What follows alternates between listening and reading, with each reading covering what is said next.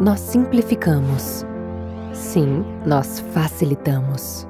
Sim, nós solucionamos, porque somos feitos de conhecimento e diariamente movidos para fazer melhor. Sabemos que desafios são sempre únicos. Então, soluções nunca serão iguais. Para alguns, solucionar é desafio. Para outros, solucionar é negócio. Para nós, solucionar é razão de ser. Simpress. Sim, simplesmente solucionamos. Bom, o nosso painel, então, é Inovação, Infraestrutura e Tecnologia. Nós temos aqui o Vitório Danese, a Cláudia Woods e o Alberto Leite. Alberto Leite com 25 anos de idade agora. Estamos todos. Bom, então começamos pela Cláudia. Vamos lá, Cláudia. 10 minutos? Claro, eu queria que você começasse pelo Vitório. Então tá, Vitório. É porque depois eu vou fazer um gancho com o Business da Simpress, que eu acho que vai fazer... Primeiro que não precisa ser sempre as mulheres que começam, né? E segundo que eu acho que vai ter um flow muito bacana, se você não se incomodar, Não, Vitório. sem dúvida. Então, Vitório, go safe. Muito bom. Bom dia a todos. Bom dia.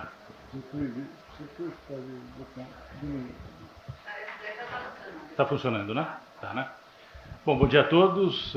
Bom dia a Luiz. Obrigado pela oportunidade de estar aqui. Foi uma tremenda alegria ouvir os debates anteriores. Nos debates anteriores, tecnologia foi a base de todo o processo discutido. Eu peguei principalmente o assunto da tecnologia no painel da área da saúde, agora nesse painel que nós vimos de diversidade. E Brasil, tecnologia é um desafio tremendo. A tecnologia está na base do desenvolvimento econômico e social de todas as nações, e os países que cresceram mais nos últimos 40 anos fizeram da sua base de desenvolvimento tecnológico o pilar desse desenvolvimento econômico. E o Brasil ficou para trás.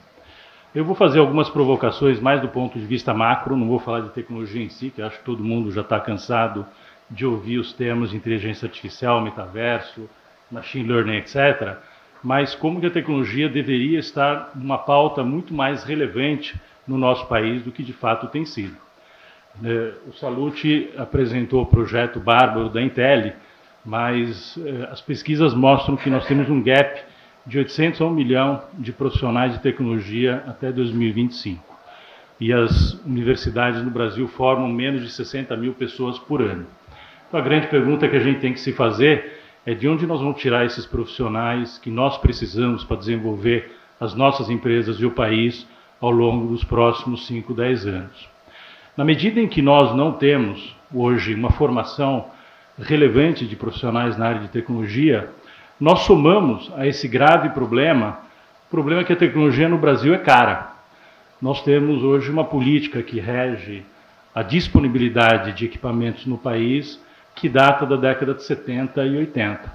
E ela não tem sido discutida de maneira relevante nos últimos anos. Na verdade, não tem sido uma pauta que está nas pautas principais de discussão do meio empresarial e nem do governo. Mas a gente hoje tem uma lei de incentivo que incentiva a produção de equipamentos de tecnologia aqui no país, quando, na realidade, a produção de equipamentos de tecnologia é uma mera commodity e nós não temos nenhuma geração de valor porque a gente não desenvolve tecnologia no país. Nós somos apenas uma indústria montadora e os equipamentos que são a base necessária para que a gente desenvolva tecnologia e aplicações, eles custam de 1 a 2 vezes maior do que custam nos outros países desenvolvidos. Então, se nós temos um gap de disponibilidade de mão de obra e nós temos os recursos necessários para o desenvolvimento das aplicações tecnológicas que custam de 1 a 2 vezes mais do que custam nos outros países, a pergunta que a gente tem que se fazer é como que nós vamos competir de maneira igualitária e fechar o gap com as nações mais desenvolvidas nos próximos anos. Na verdade, é uma pena, porque o Brasil é um país, eu estou na área de tecnologia há mais ou menos 40 anos, é um país early adopter. Na verdade, as empresas brasileiras e as pessoas físicas brasileiras são exemplos de uso de tecnologia na frente de outros países. A gente tem vários exemplos muito simples que a gente pode dizer, quantidade de celulares que são consumidos no país, a quantidade de acesso e de uso de mídia social. São bons exemplos, né? E nós tivemos um exemplo aqui do Preto Zé comentando da oportunidade que uma mãe de favela teve de transformar a sua vida empreendendo através do uso da tecnologia. Então somos um país que pode alavancar rapidamente o seu desenvolvimento econômico e social se a gente tivesse, de fato, um acesso à tecnologia mais democrático, a um custo menor para todas as camadas da sociedade. E quando falo sociedade, falo tanto da pessoa jurídica como da pessoa física. Quando a gente sai do contexto macroeconômico e social e a gente vai para o lado da empresa, a gente também vê que a tecnologia está na base do funcionamento das organizações. Eu acho que a pandemia foi um divisor de águas do ponto de vista de entendimento por parte das empresas do que seria o uso da tecnologia, né?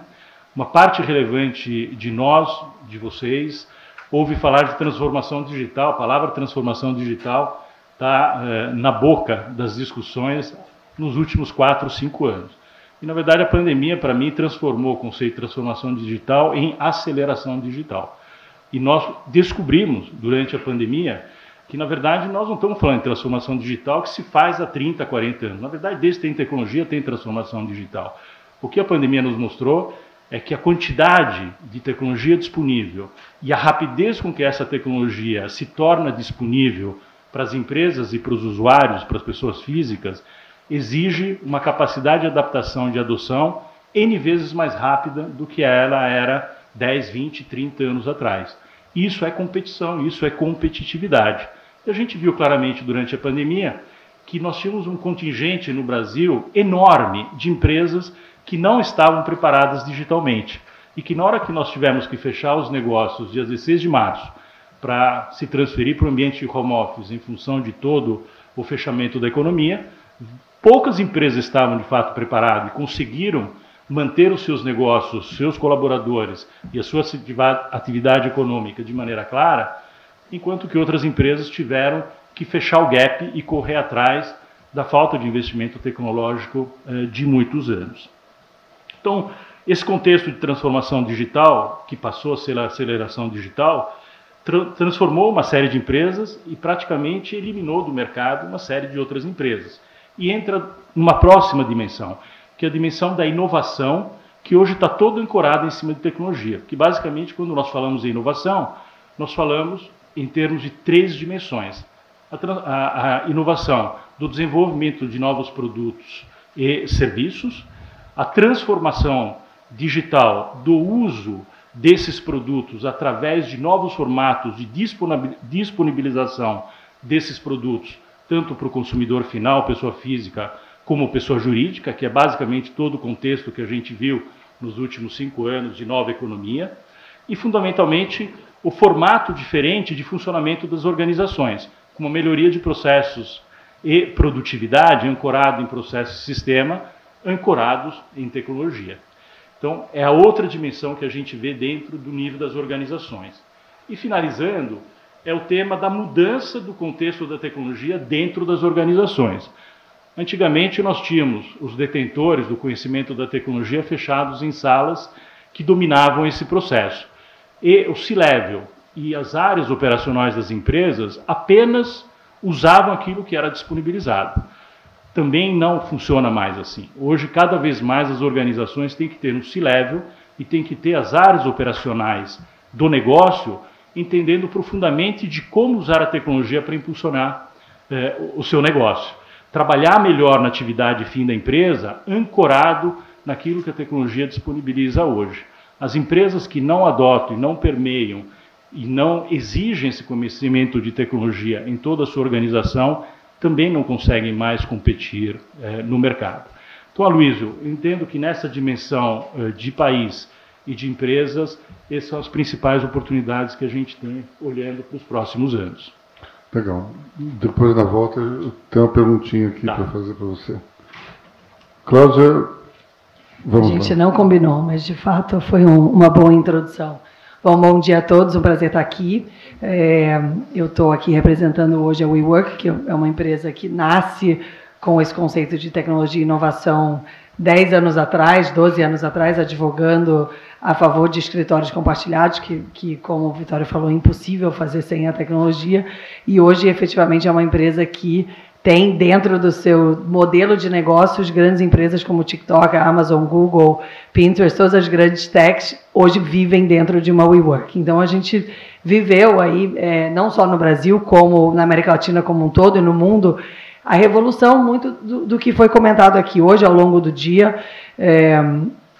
Efetivamente, os dois termos que o Vitório menciona, aceleração digital, é o que a gente realmente vive no nosso dia a dia. Então, dentro do ecossistema SoftBank, que é o dono da WeWork, a gente vê isso em todas as frentes, né? Então, as empresas que são aí conhecidas como as famosas startups, os famosos unicórnios, na verdade, eles existem para isso, né? E o Brasil, ele é um grande celeiro de tudo isso. A gente tem boa parte dos unicórnios do mundo nascem do Brasil, nascem muito em função da nossa característica como sociedade de adaptação, de sempre estar diante de, sejam desafios regulatórios, de infraestrutura, onde a gente precisa reinventar a forma que a gente trabalha. Se a gente pega empresas de logística como o Log, como a própria Uber, são empresas que têm no Brasil o seu maior hub, muito em função das nossas deficiências de infraestrutura, e isso faz com que isso seja um polo realmente muito frutífero para tudo o que a gente fala de inovação. Especificamente hoje, eu estou vivendo um momento muito curioso, que é essa tecnologia, essa inovação aliada a comportamento. Então, tudo que a gente enxerga na WeWork, o meu dia a dia hoje, ele é sobre como é que meus funcionários vão se comportar. E a gente tem uma mania de, quando a gente fala de tecnologia, a gente acha que é código, a gente acha que é modelo de negócio, e a gente esquece que por trás tem uma série de pessoas que precisam ou adotar ou não adotar aquela tecnologia. E falando um pouco, né, do que eu enxergo, aí muito olhando para o meu mundo de futuro das empresas, o que a gente vê hoje são empresas que não sabem como atrair seus funcionários. Então, o grupo de tecnologia, o mais comentado são: eu tenho 3 empregos, me mande uma mensagem direta para eu te contar como. Então, isso já é uma realidade, a gente vê os desenvolvedores. A gente estava falando aqui do gap de talentos. Imagina esse gap de talentos, o que acontece quando esses talentos começam a ter mais de um emprego, trabalham de manhã para uma empresa, à noite para outra. Claro que é uma solução, né? Aquele mesmo talento está se duplicando, mas efetivamente isso traz um problema de produtividade muito grande. A gente vê as empresas cada vez mais conversa sobre espaço físico, etc. A minha venda 5 anos atrás era muito fácil. Quantos funcionários você tem? Eu tenho 100, então está aqui um espaço para você com 100 posições. Hoje a conversa eu tenho 100 funcionários, eles não querem voltar para o escritório. Eu tenho 100 funcionários que durante a pandemia se espalharam literalmente para o mundo inteiro, e eu não sei o que deveria ser o meu escritório, eu não sei qual é o papel do meu escritório, e muito menos sei qual é o propósito que eu vou construir para que essas pessoas voltem, né? Então, é uma conversa... do lado profissional é fascinante. Então, em vez de conversar só com a pessoa que está cuidando do espaço físico, a gente começa a falar muito com o papel do RH, que traz aí uma mudança muito relevante dentro da liderança das empresas. O RH muitas vezes é percebido, principalmente numa empresa média, pequena, é percebido como um departamento pessoal, um departamento que cuida de folha, de seguro, de benefícios, e agora ele passa a ter um papel absolutamente fundamental em compreender como que a tecnologia vai mudar tudo isso, né? Então, um exemplo que eu gosto de dar é: as empresas estão muito focadas na política. A política da minha empresa é 2 dias por semana no escritório. O que adianta se você vai 2 dias por semana no escritório, você está sentado na sua mesa respondendo e-mail ou num call falando com uma pessoa que não foi, né? E aí o papel da tecnologia, ele passa a ser um papel muito mais de organizar esse comportamento e orquestrar tudo isso do que meramente ser uma ferramenta de reserva de mesa. Reserva de mesa é fácil de fazer, em teoria. Tem várias ferramentas que reservam mesa. A dúvida é: aquele lugar que você está reservando a sua mesa, o seu time vai estar lá? O seu chefe vai estar lá naquele dia? Você está reservando ir para o escritório aquele dia por que motivo, né? Qual é? É um happy hour? É uma confraternização? É uma reunião de planejamento? É uma reunião onde a maioria das pessoas estarão presenciais ou online? Então, tem dentro dessa discussão de infra, de inovação e tecnologia nesse momento, olhando especificamente para comportamento de funcionários e de empresas, a gente está tendo uma conversa que sem essa aceleração digital teria demorado 20 anos para acontecer. É uma conversa onde a base da pirâmide, os funcionários é que mandam nos chefes. Então, as minhas conversas com os CEOs, ela sempre começa assim, olha, deixa eu te explicar uma coisa, você não manda em mais nada. Então, você pode tentar impor a política que você quiser. Se o seu funcionário não quiser ficar 2 horas no ônibus para chegar no teu headquarters todo dia, ele simplesmente não vai. E talvez ele peça demissão, mas talvez antes dele pedir demissão, ele simplesmente não vá. Porque existe agora um espaço de comportamento e de rebeldia, no bom sentido, que está fazendo com que essa aceleração digital não só olhe para a tecnologia, mas ela também tem que olhar para o comportamento. Como que nós, como equipes, funcionários, agora vamos nos relacionar com as nossas empresas? No começo, como você falou, né, lockdown, vai todo mundo para casa, aquela confusão. Eu me lembro, eu estava no jogo de futebol do meu filho na escola, e um pai que trabalha num grande banco, um grande executivo de banco aqui no Brasil, olhou para mim e falou assim, como é que você fez? Como assim? Eu trabalhava na Uber na época. Como assim, como é que eu fiz? Fechei o computador e fui para casa e toco a empresa de casa. Não, como assim? 100% de casa? Não, 100% de casa. E, obviamente, na realidade dele, existia uma série de atividades que ainda exigiam uma presença física para ele executar. E hoje você olha para a realidade desse mesmo executivo, essa aceleração fez com que, em 1 ano, o banco fizesse coisas que estavam num pipeline há 20 anos. Né? Então, acho que, sem querer usar os clichês, a gente tem um desafio, olhando para comportamento de equipe, de empresas, espaço físico e qual é o papel da tecnologia nesse ambiente, a gente tem uma realidade onde o nosso transporte público ele é péssimo. Né? Então, de forma geral, as pessoas demoram muito para chegar nos seus trabalhos, independente de classe, independente de senioridade. Na ótica de tecnologia, as empresas não estavam preparadas para uma realidade híbrida. Hoje, na sua grande maioria, já estão. O que passa a ser o nosso grande debate é o que é esse híbrido. Eu adoro, né? Você vai em conversa, não, a gente está no híbrido. O que significa isso? Né? O que é híbrido? Híbrido pode ser um monte de coisa. Do lado de comportamento, a gente tem aí, inclusive, muitas discussões de lei trabalhista que precisam acontecer. Ou seja, o que acontece com encargos, com benefícios, quando seus funcionários estão em casa 3 vezes por semana? O vale-transporte tem que ser pago para esse dia ou não? E o vale-refeição? Essa pessoa agora está comendo em casa e não comendo no trabalho. Existe uma discussão muito estrutural que precisa acontecer, e nós é que temos que liderar isso, né? A partir do momento que, como líderes, estamos falando, não, estou no híbrido, então vamos sentar na mesa e discutir o que realmente é o futuro desse híbrido. E eu acho que o último ponto é como que teremos que nos transformar no papel de liderança, né? No papel de CEOs, C-Level, N1, chame o que quiser. De forma geral, estamos muito acostumados a setar políticas e os funcionários seguirem. E a verdade é que hoje a gente está diante de um cenário que isso não vai acontecer. Então, se você olhar isso friamente na ótica de tecnologia, que é o nosso debate hoje, parece que as coisas não estão relacionadas. Não, se o funcionário vai ou não vai, não tem nada a ver com tecnologia. Mas, na verdade, elas estão completamente relacionadas, porque a tecnologia ela tem que te ajudar justamente a criar esse novo propósito. Então, venha para o escritório hoje, porque essas outras 20 pessoas estarão aqui fazendo um debate sobre o futuro da infraestrutura do Brasil, e isso tudo tem que acontecer através da tecnologia. A gente vê as empresas tentando gerenciar isso através de grupo de WhatsApp, né? Então, tem grupo de WhatsApp para tudo. Eu vou na terça, quem vai na terça? E no final, isso tem que virar uma tecnologia estruturada, e essa tecnologia tem que ajudar a controlar absolutamente tudo isso que a gente está falando. Então, hoje na WeWork a gente já tem cliente que não tem escritório, 100% Anywhere Office. A grande maioria das empresas que trabalham com a gente trabalham hoje com uma sede reduzida e com um pass que os seus funcionários podem acessar qualquer WeWork pelo mundo inteiro, mas especificamente São Paulo inteiro, Rio inteiro, enfim, Brasil inteiro, de forma que você equilibra essas duas coisas. Então, você tem a sua sede, que continua sendo onde os seus funcionários vão para beber da sua cultura, onde você vai fazer o seu all hands, onde você vai fazer a sua reunião de planejamento, suas reuniões de equipe, etc. Mas você provê um benefício que escuta, eu entendo que a infraestrutura é ruim, eu entendo que existe ainda uma discussão de benefício mal resolvida, e eu estou te dando aqui um benefício que é trabalhe perto da sua casa.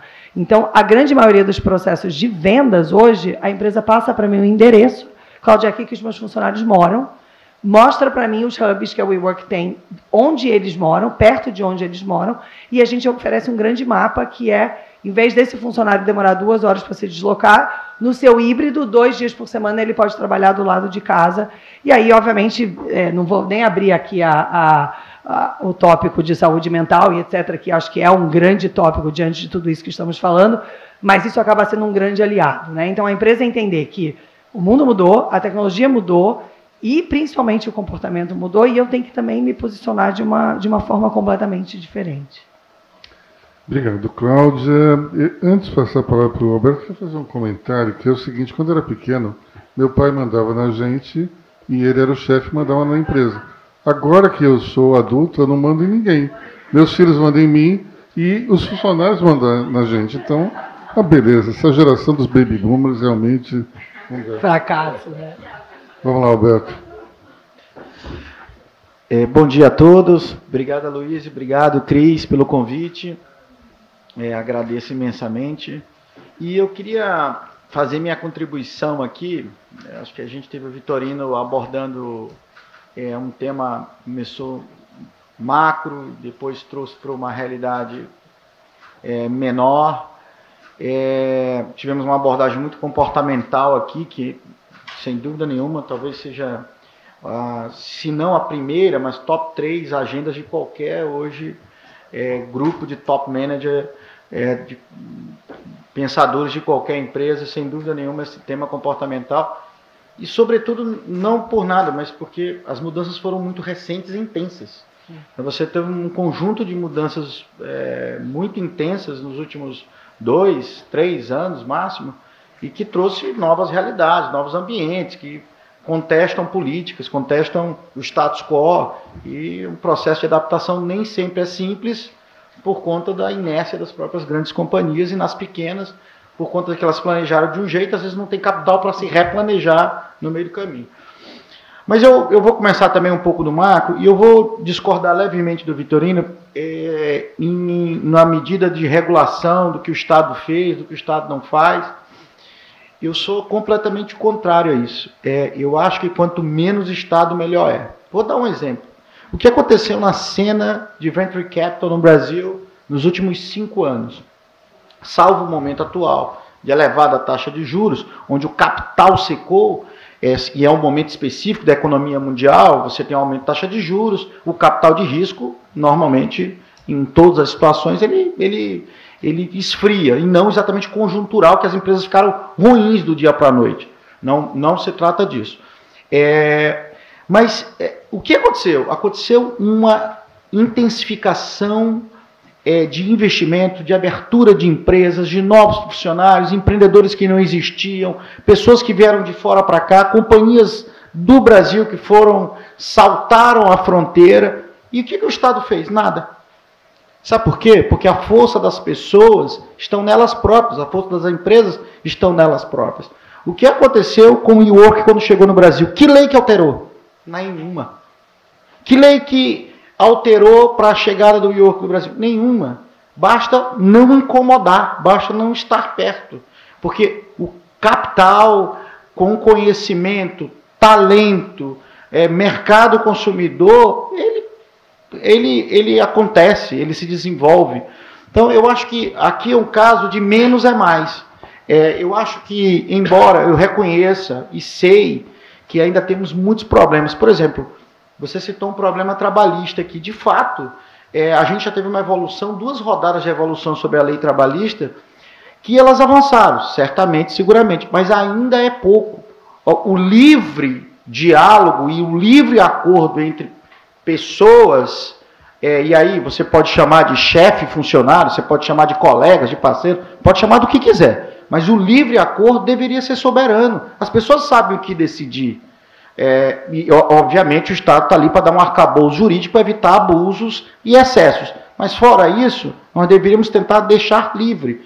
Ou seja, eventualmente, até se tem 2 empregos, a luz da legislação não pode. Não pode por quê? Se as empresas toparam, a pessoa topou, por que não pode? Por que não pode eu contratar um argentino, desenvolvedor, um mexicano? Por que não pode? Ou em Fortaleza, a Luísa, eu não sei se eu te contei, mas recentemente nós abrimos nós, enquanto companhia, abrimos uma filial em Parnaíba, no Piauí. E algumas coisas nos levou para lá. Uma cidade de 125 mil habitantes, é um litoral, quer dizer, também é bom, né, praia, mas de um custo de vida muito barato e IDH muito elevado. 127 mil habitantes, 30 mil são estudantes, uma presença intensa de estudantes. A prefeitura, com programas de incentivo para a contratação de pessoas e de melhor desempenho nos impostos, e nos levamos para lá, para esse tipo de fronteira.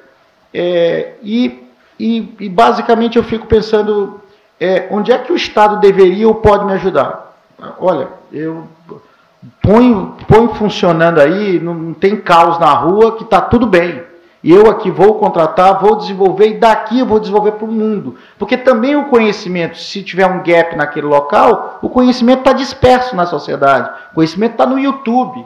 E aí também o conhecimento está... Eu sou investidor, quer dizer, que não é investidor, porque é uma iniciativa filantrópica da Escola 42, que é uma entidade que nasceu na França com um método de aprendizado para qualquer idade, em qualquer lugar, por qualquer pessoa. O conhecimento está disperso, as pessoas aprendem se quiserem, onde for, onde quiser. Bom, então, eu, de forma mais macro, eu acho que aqui nós temos que pensar em menos Estado, porque o Estado, onde ele se mete, normalmente não dá certo. Se mete para fazer posto de petróleo, dá errado, dá corrupção. Se mete para fazer escola, é um desastre no PISA. Se mete para fazer saúde, corrupção na venda de medicamento, médico que não vai, médico que é enfermeiro, enfermeira que é médico, confusão para todo lado. Se mete para fazer estrada, é só buraco. Se mete para cobrar pedágio, é absurdo. Menos é mais. Sai do meu cangote e nós, cidadãos, somos livres e soberanos, capazes de decidir os nossos destinos. E não preciso de legislação. Eu preciso que você deixe eu trabalhar. Precisa que eu deixe evoluir. Bom, é assim que eu penso. No sentido agora de tecnologia, por exemplo, o que aconteceu com a legislação de telecomunicações, porque o painel aqui, parte fala de infraestrutura, e telecomunicações é uma base de infraestrutura. Hoje, você tem aquele famoso e velho, acho que todos conhecem, índice McDonald's, que você acaba tendo um poder de paridade de compra, como os economistas falam, PPC, que dá mais ou menos uma ideia. Então, 1 gigabyte, qual é a equivalência de um McDonald's? 1 gigabyte do México equivale a 108% do preço do McDonald's. No Brasil, 21%. Volto a dizer, o que o Estado fez? Nada. O ICM é o mesmo, o PIS, o COFINS é o mesmo. A concorrência, a liberdade trouxe isso. Então, eu acho que no Brasil, quando eu olho penetração de smartphone, nós temos 88%. O top 1 no mundo é a Alemanha, 94%, 88% para 94%, considerando nossa diferença econômica, de educacional, é um bom número. A média mundial, 66%. Está certo que a média mundial é empurrada muito pela África e alguns continentes de baixo adensamento. O Brasil mesmo tem um problema de baixo adensamento. Mas eu vejo essa parte de infraestrutura local brasileira, gaps. Temos gaps. Nós temos ainda impostos meio translocados, né? Você cobra a cadeia inteira de impostos, é um nível de ineficiência muito grande. A importação de equipamentos é muito complexa no Brasil, de equipamentos de tecnologia, cara. Sofremos com o câmbio, então toda vez que a economia vai mal, o câmbio nosso deprecia, né? Deprecia o real contra dólar, fica mais caro se obter tecnologia. Você também tem um entrave muito grande, que é um processo muito grande. O processo portuário brasileiro, embora tenha desenvolvido bastante nos últimos anos, mas aí nós temos muito gaps no sentido portuário, no sentido alfandegário, que torna lento. Tempo é dinheiro, então é caro o dólar, é caro o imposto e é lento o processo, torna ineficiente a alocação de capital de infraestrutura. Mas, de maneira geral, eu acho que o Brasil reúne uma boa capacidade em termos de infraestrutura, mas isso não quer dizer em momento nenhum, na minha opinião, que nós estamos bem. ou que nós estamos missão cumprida. Tem muito para fazer e acredito piamente na força da iniciativa privada, do livre comércio para ser feito isso. Do ponto de vista de, agora um pouco mais de um tema que nós exploramos na nossa companhia, que é o tema de segurança, aí eu vou partir para a minha conclusão aqui, nós entendemos hoje um grande desafio em dois universos distintos. Nas empresas, as empresas vêm adotando o tema de segurança da informação, do cybersecurity, da privacidade, de uma forma melhor do que tratavam há 3 anos atrás. Mas nós estamos muito longe do que seria o ideal em várias perspectivas. O budget que o Brasil e a América Latina, na média, adotam para cybersecurity contra a média do mundo, nós estamos na casa de 1%, a média do mundo 3,5%, 4%, crescendo bastante. Tem um gap. E na prática, o que eu vejo? Eu vejo que as empresas brasileiras antes se defendiam com uma faca, com um canivete, e o ladrão vinha de bazuca. Acho que o ladrão continuou de bazuca, mas nós avançamos para uma pistola. Ainda é desigual a relação, mas nós estamos encurtando um pouco. Isso é uma luta contínua, e quanto mais, como o Vitorino colocou, quanto mais digitaliza, quanto mais entra, mais o ativo digital precisa ser cuidado, seja com proteção, seja com privacidade, seja com segurança, seja com o que for, com o melhor ordenamento dele, aí da perspectiva mais de banco de dados, mas ele precisa ser melhor zelado, melhor cuidado, melhor tratado. Na perspectiva das pessoas físicas, aí eu vejo um gap maior, porque as pessoas ainda não têm uma correlação muito clara da sua vida digital com a proteção. Há ainda um elemento de... Aí tem um pouco de tudo. Tem a parte de falta de conhecimento, parte de educação informática, teleinformática, parte de uma ideia de que a proteção pode ser gratuita, como se alguém pudesse levar proteção para alguém em qualquer raciocínio que você faça. Se eu te protejo por alguma coisa, eu não te cobrarei. Bom, não faz muito sentido alguma coisa ser de graça que com o pretexto de te defender, de te proteger, de assegurar a tua privacidade. Mas as pessoas não têm uma correlação do dinheiro que eu gasto, do que eu estou protegendo, do que eu estou segurando. E essa correlação leva a um Brasil hoje... nós perdemos R$1 bilhão por dia de fraude só no ambiente bancário. Mas R$1 bilhão por dia é um negócio assustador. E esse negócio como é que vira? Vira em aumento de taxa de juros para nós, com custo de abertura de crédito maior, porque isso tudo os bancos vão repassando, as operadoras de cartão de crédito vão passando, o e-commerce vai passando, torna os produtos mais caros e blá, blá, blá, blá, blá. É um volume absurdo nesse negócio. E o Brasil é campeão desse treco. Você vê agora um tema também se aflorando muito no Brasil, o assalto leva o smartphone desbloqueado, né? E o que o ladrão descobriu primeiro, que talvez as próprias pessoas descobriu primeiro, que, bom, eu não preciso só mandar um pix ou levar o celular, eu preciso que ele esteja desbloqueado, porque eu tenho a vida do cara, depois eu vou extorquir ele com foto, depois eu vou me passar por ele, pedir dinheiro, vou usar o banco dele, vou usar o e-commerce dele, enfim, eu vou fazer uma série de coisas porque simplesmente ele desbloqueou o telefone. Ou seja, a vida está ali. Você precisa proteger de alguma forma, tal qual nós nos protegemos na vida física.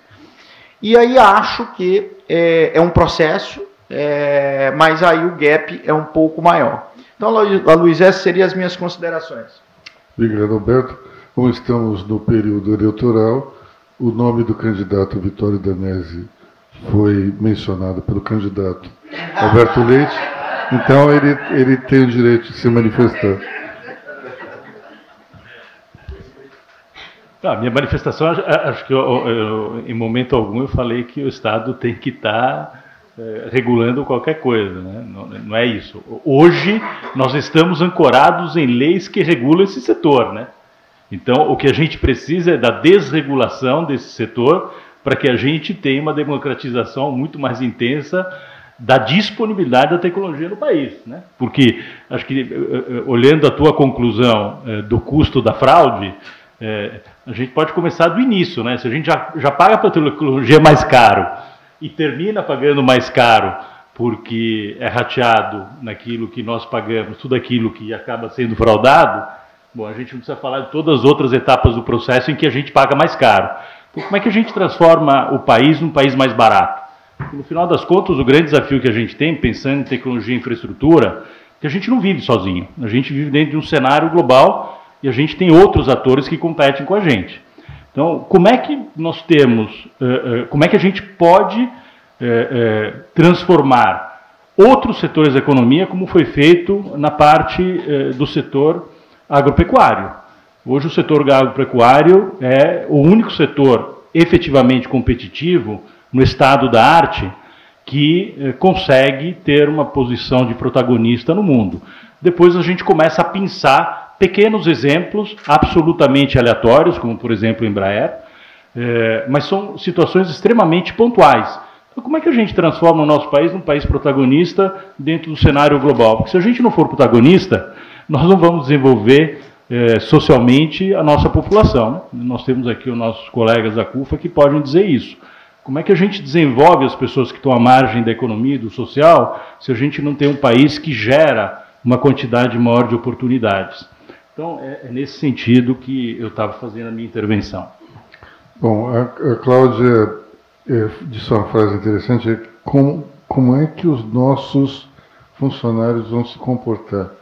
Eu queria que você falasse um pouco mais como é que eles estão se comportando na WeWork e como é que os funcionários dos outros estão se comportando dentro da tua estrutura.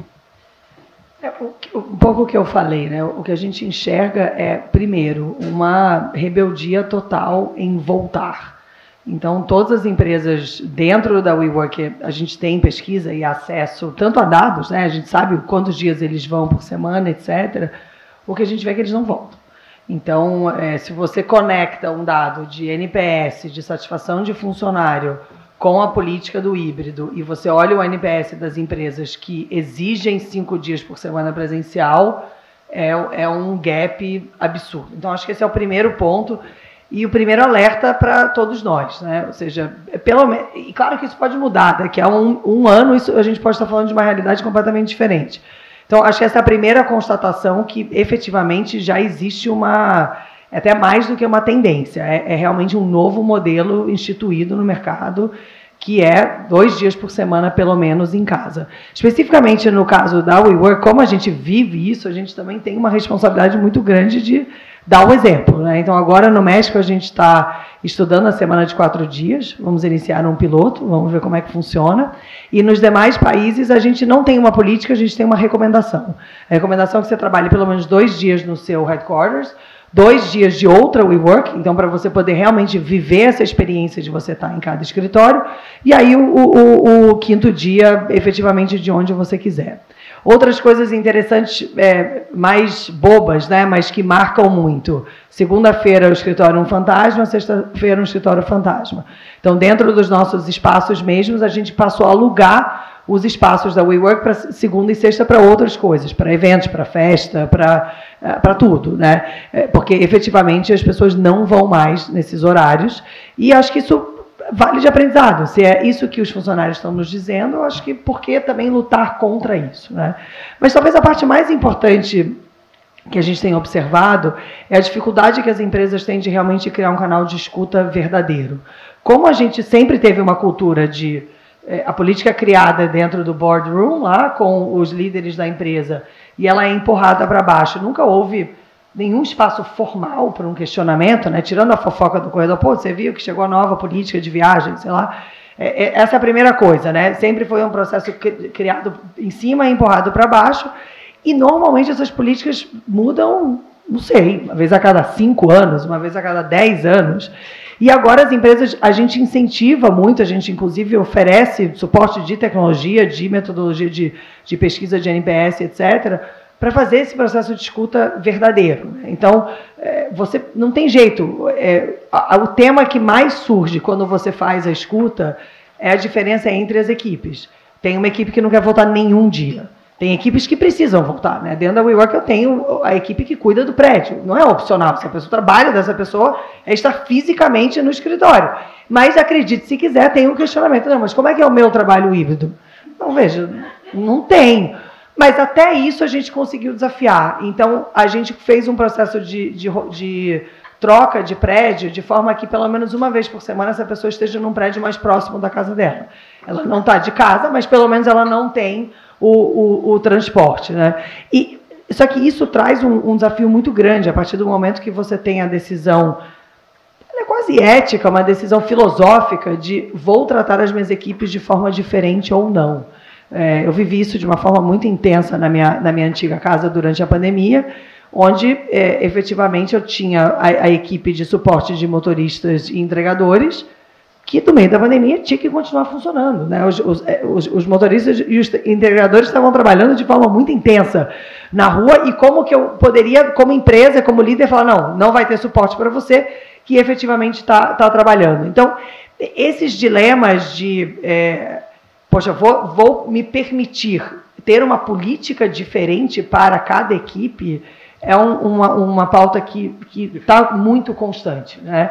É muito difícil, abre muita brecha jurídica, então os advogados ficam com o cabelo em pé quando você fala sobre ter políticas diferentes, porque traz aí todo um espaço de discussão trabalhista, mas o que a gente enxerga é que não tem muito outro caminho, né? Você pode até não querer ter uma política formal, você pode optar por uma política flexível o suficiente, que aí cada líder com teu time vai estabelecendo um modo operandi ali de trabalhar. Mas aí você fica muito refém de cada líder, né? E isso, como você olhando como empresa, como política, como ordem, literalmente, da casa, é muito difícil, né? Você vai ter um líder super liberal que vai falar ninguém vem, e o outro super conservador que fala todo mundo vem, e aí daqui a pouco você tem dentro da empresa as pessoas reclamando por coisas completamente diferentes. Então, acho que esse processo de a gente aprender a escutar, ele é muito difícil.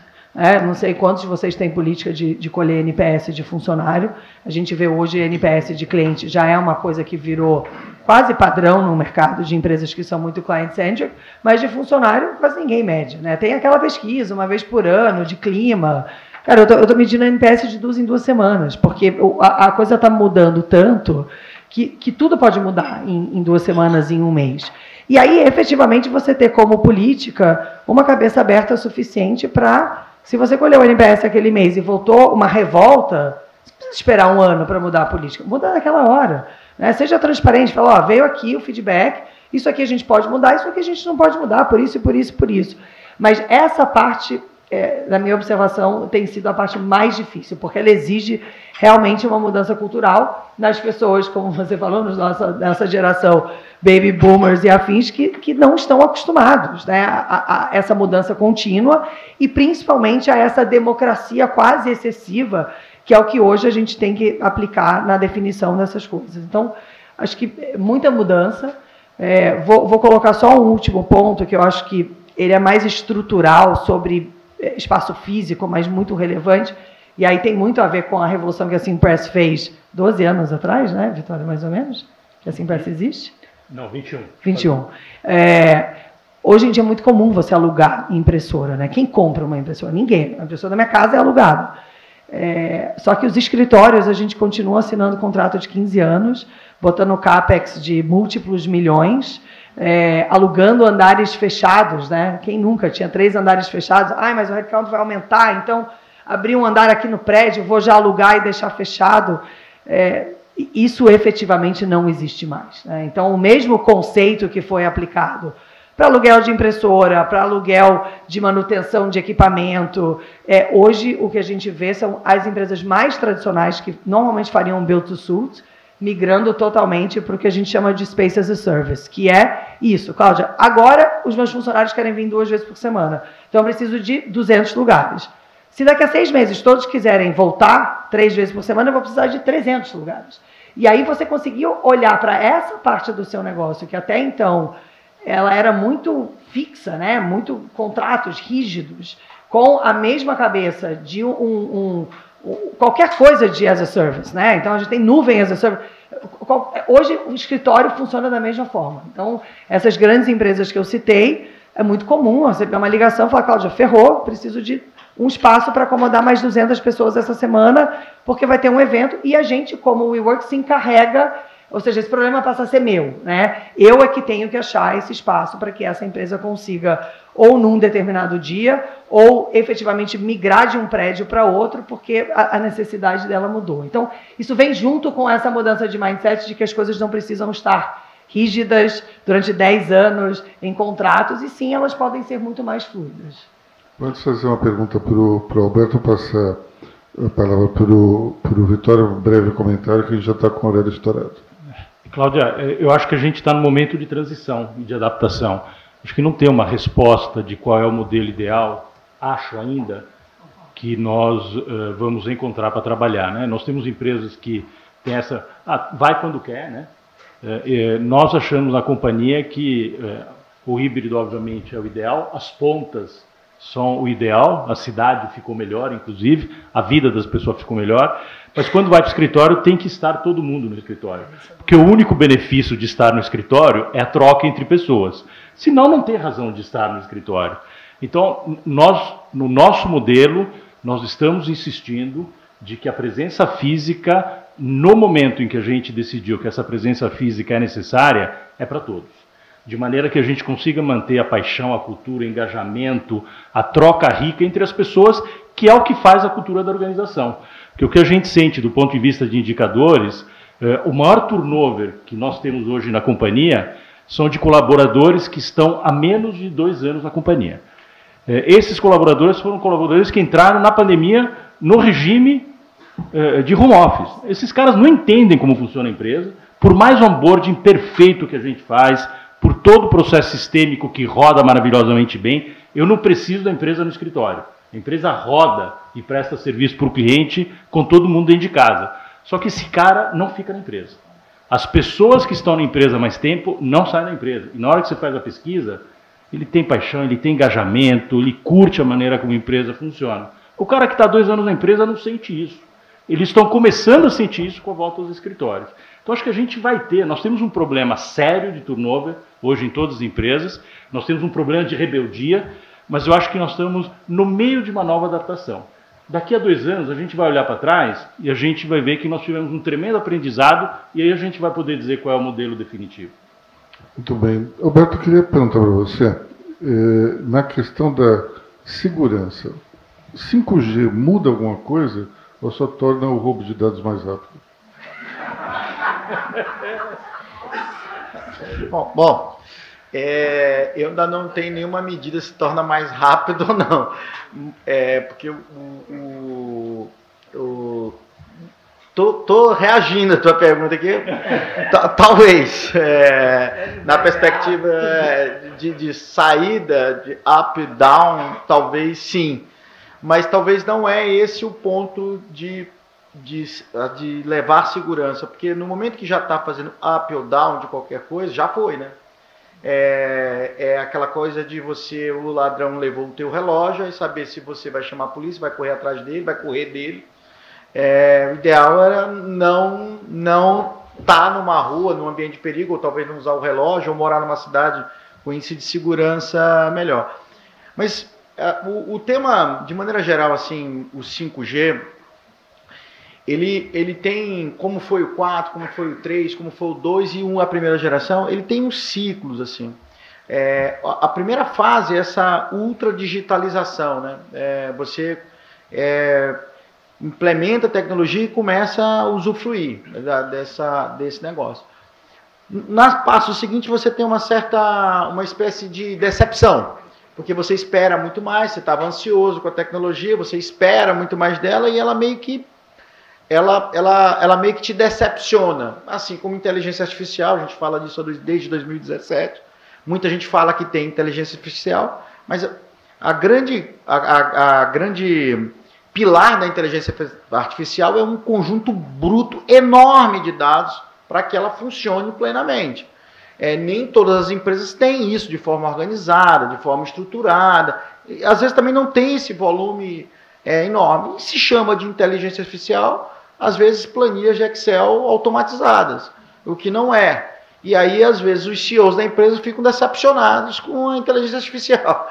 Mas, na verdade, é porque isso é um processo de amadurecimento. Você vai chegar no momento que você digitalizar full, tem muito dado, conectar dado estruturado com dado não estruturado, dado que está fora, e você vai gerando uma maçaroca de dados que vão retroalimentando outra maçaroca de dados, e você vai fazendo a máquina aprender e vai fazendo ela pensar, mas dando instrumentalização para ela ir aprendendo cada vez mais e mais rápido. Depois você tem um processo, normalmente, de disrupção, onde eu acho que o 5G vai estar em 2025, 2026. Sobretudo, por exemplo, no caso do Vitorino aqui, o processo de sensorização das coisas, em qualquer processo industrial, na indústria de serviços, será de uma forma muito intensa, e aí depois essa disrupção vai trazer surpresa. Aqueles que adotaram primeiro vão dar um passo em cima do segundo. Você imagina as cooperativas de táxi quando entrou de 3G para 4G, que chegou o Uber. O cara estava totalmente longe do tema de aplicativo, completamente longe. E aí, por ele estar longe, ele ignorou. Porque quando ele usou o 3G, aquele negócio funcionava direito, nem todo mundo tinha, uns tinham, outros não tinham. Aí custava caro aquele montar um aplicativo para cooperativa de táxi. Eu prefiro aquela boletinha sair escrevendo. Aí veio alguém que disse, cara, boletinha nada.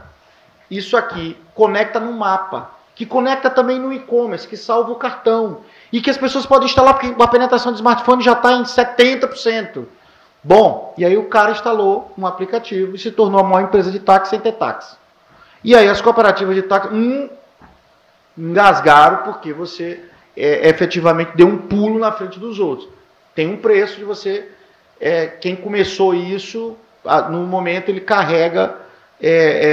no início ele carrega um pouco de ônus, porque a tecnologia não está tão madura no momento que ela é lançada, mas ela fica madura, sobretudo no momento que ela fica popular, né? Sobretudo como a gente chama, como ela vira mainstream. E acho que o 5G vai ter um potencial muito grande. E se você conseguir imaginar, algum tempo depois que o 5G for uma coisa que esteja, por exemplo, em 60%, 50% das pessoas usando o 5G e as empresas adotando, sobretudo as indústrias que fabricam qualquer coisa, inclusive as indústrias de serviços, você vai unificar 5G com outras coisas que estão por aí, nanotecnologia, essa miniaturização extrema dos chips, provavelmente as novas gerações de supercomputadores vão fazer coisas assim, absurdas, do ponto de vista de velocidade, do ponto de vista de conclusão de dados, mas claro, tudo isso ainda como ferramenta, né? O comportamento ainda será, na minha opinião, para onde as empresas devem olhar primeiro e depois ver a que melhor ferramenta se adequa. Mas provavelmente, quem não fizer o uso disso, talvez vá ficar algum tempo para trás e aí não ser surpreendido como as cooperativas de táxi foram surpreendidas com o Uber, ou como o WeWork, ou como, no caso do Vitorino, com o aluguel das impressoras. Aí eu vou fazer CAPEX, vou imobilizar, blá, blá, blá, blá, blá, blá, e em 3 anos vira sucata, mas eu sou super-herói. Em 3 anos eu virei sucata e eu revendo isso para alguém. E aí eu ainda tenho ali melhora do meu ativo, porque eu comprei mais barato, não paguei essa margem para o Vitorino, mas aí depois eu, além de pagar mais barato, eu vou vender aquela sucata por um preço porque eu consigo vender. Cara, não vai funcionar nada disso. Nada disso vai funcionar. É muito melhor, pelo menos na minha visão, você fazer uma alocação de capital mais inteligente para o teu negócio e essas coisas serão as a service para você usufruir. E no caso de segurança, para concluir, infelizmente, a velocidade dessas coisas, a digitalização, leva a uma maior exposição de sua vida, de sua empresa, a um ambiente que pode ser descontrolado se você não se cuidar. Então, imagina você, por exemplo, uma invasão hoje, numa empresa do tamanho da WeWork, com capacidade global, e as catracas simplesmente bloqueiam. Ele nem leva dado, ninguém entra. Isso tem um dano muito grande. Isso tem um elemento impactante no dia a dia, é um sofrimento. Recentemente, empresas listadas na Bolsa Brasileira foram invadidas de forma severa. Acho que, inclusive, as penalidades aplicadas às empresas na perspectiva de vazamento de dados foram até muito leves. As empresas sofreram muito mais dano de imagem do que dano de multa. E eu tenho a visão de que é um processo de aprendizado, mas que tem que ser acelerado pelos consumidores e pelas empresas, no sentido de entender que quanto mais digital, mais cuidados deve ter. Não é um problema insolúvel, mas é um problema que precisa ser visitado. Então é isso aí. Muito obrigado. Uma salva de palmas para os nossos panelistas. Uma empresa que preserva o planeta para as futuras gerações e que faz isso todos os dias. Uma empresa que cria soluções para outras empresas preservarem também, valorizando resíduos, compensando carbono, sendo ESG. Uma empresa brasileira que exporta conhecimento para dezenas de países. Foi por isso que eu me tornei acionista, embaixadora e membro do Comitê de Sustentabilidade da Ambipar. Ambipar, a líder em gestão ambiental.